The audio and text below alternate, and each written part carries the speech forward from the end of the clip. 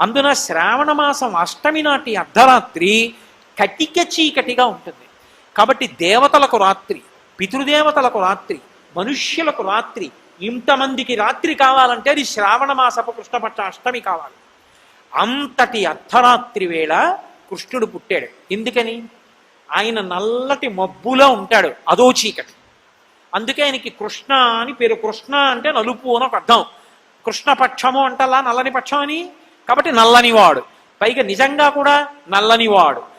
ఇన్ని నలుపులు కలిసి వచ్చాయి. ఏమిటి నలుపులన్నీ? ఉన్న చీకటి చాలకి ఈ నలుపు కూడా ఎందుకు కొత్తగా మనకి అంటే కాదు, ఆ నలుపులో ఒక మెరుపు ఉంది. ఏమిటి ఆ మెరుపు? జ్ఞాన జ్యోతి. భగవద్గీత, గీతాచార్యుడు కృష్ణం వందే జగద్గురుం. జగదాచార్యుడై మనం తరించడానికి కావలసినటువంటి జ్ఞాన జ్యోతిని మనకు అందించడానికి అర్ధరాత్రి వేళ వచ్చాడు. చీకటి బాగా ఉన్నప్పుడే